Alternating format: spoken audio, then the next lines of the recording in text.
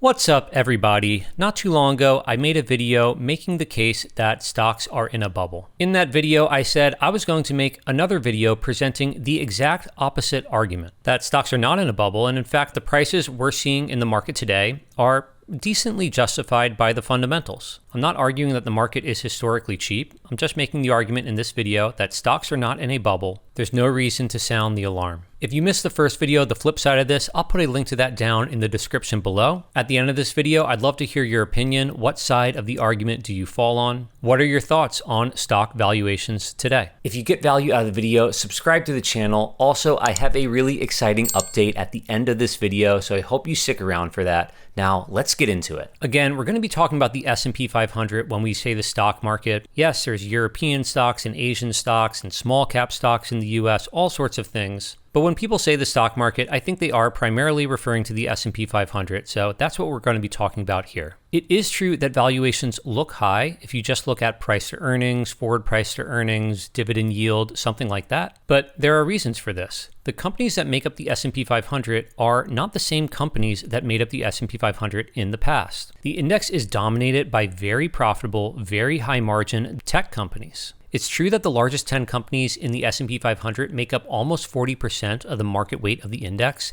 but they also make up almost a third of the earnings. These are very powerful cash flow machines. This is different than the dot-com era, when you had large companies by market cap that really were not profitable at all. These companies in general benefit from massive amounts of scale, they're asset-light businesses, and what you see when you look at the bottom line, net income margins, over time, they've been going up. In the S&P 500, margins used to be averaging in, mid-single digits, and now we're over 10% net income margin on an index level. This is led by companies like, NVIDIA, Microsoft, all the big players. Companies with higher margins and more predictability do deserve to trade at a higher multiple. And on top of that, for many of these large companies, their earnings growth has been incredible. We see the earnings growth of the Mag 7 has significantly outpaced the rest of the S&P 500. It's easy to look at a company like, I'll just pick Microsoft and say, it's trading for, about 40 times earnings. That just sounds really expensive. But keep in mind, this is a company with operating margins in the mid 40%, and it has been going up over time. They are continuing to grow double digits on the top line. They produce an absolutely massive amount of free cash flow, and they are a monopoly in so many areas of their business. Microsoft and many other tech giants are sitting on an absolute mountain of cash. They have a pristine balance sheet. So, when you look at enterprise value to operating income,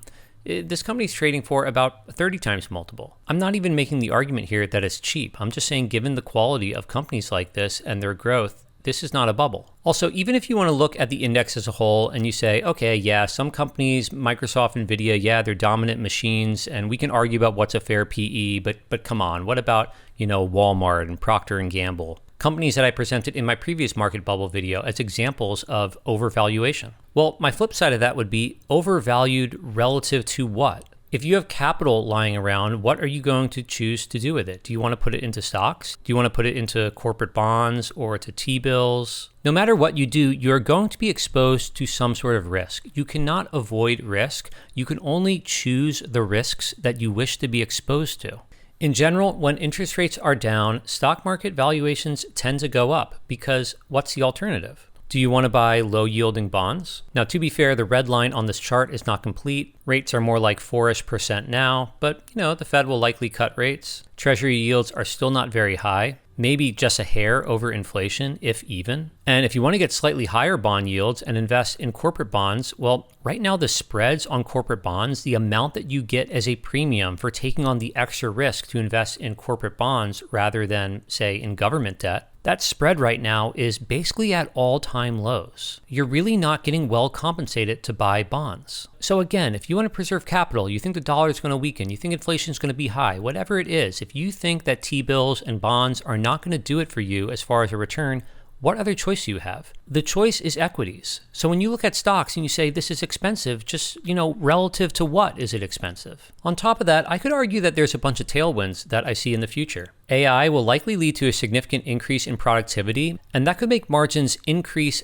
quite a bit more than people are pricing in right now. Also, the percent of revenue of companies in the S&P 500 that comes from overseas international revenue, that has been increasing over time. And as the dollar weakens, that would actually be a tailwind for most of the companies in the S&P 500. Their earnings in dollar terms would be expected to go up. And while we're talking about dollars, the total dollars that are just floating around in the economy, that's going to go up over time too.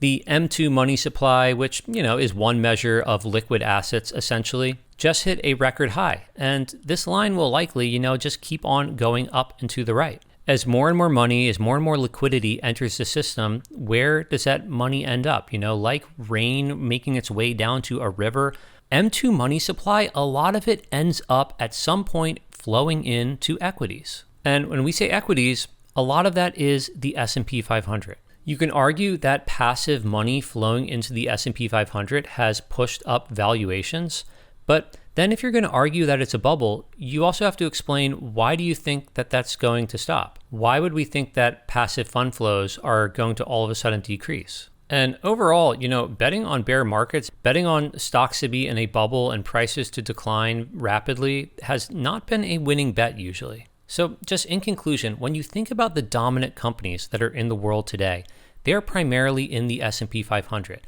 They are cash flow machines. They are powerful businesses. Margins have improved and probably will continue to improve. We haven't even seen yet the productivity increases that AI might bring to many of these companies. There's going to be more and more money flowing into the system. And possibly most importantly, when we talk about a bubble, when we say something is overvalued, it has to be overvalued relative to something else. And bonds, the traditional alternative to equities, just don't look that appealing. You aren't getting a great yield. So I'm not saying that stocks are cheap, but this doesn't sound like a bubble to me. Yes, some valuations look like they are on the expensive side of history, and there likely will be market corrections. That's completely normal, but don't expect anything to pop from here. And I think with that, I will wrap up that side of the argument there. If you listen to this video and you listen to my previous video where I made the case that the S&P 500 is, if not in a bubble, significantly overvalued today, if you listen to both, let me know what your thoughts are. Where do you fall? Personally, as I said in my previous video, I do think stocks are expensive. I am not invested in the S&P 500 as a whole. So I guess actions speak louder than words, because what I'm actually doing with my money is I'm trying to find deeply undervalued companies. I'm trying to find individual opportunities where the price is very disconnected from the value, and sometimes that's overseas. Sometimes it might be a small cap here in the US. Sometimes those might be in some of the large names of the S&P 500. I share a lot of those companies right here on YouTube. So if you got value out of the video, subscribe to the channel. Now, earlier I said I was going to have an exciting announcement at the end of this video, and it is that Google has approved my Deep Value Hunter Google Sheets add-on. This add-on allows you to make spreadsheets like me. If you type in a ticker symbol here and you hit load, then you'll see a nice little price graph show up. And in a moment, your sheet will begin pulling in a bunch of fundamental metrics, revenue, operating income, all the stuff that you see here. In just a moment, you'll have a nice little spreadsheet here. And in order to get this to work, you will need an API key. So in Deep Value Hunter, we'll open the sidebar.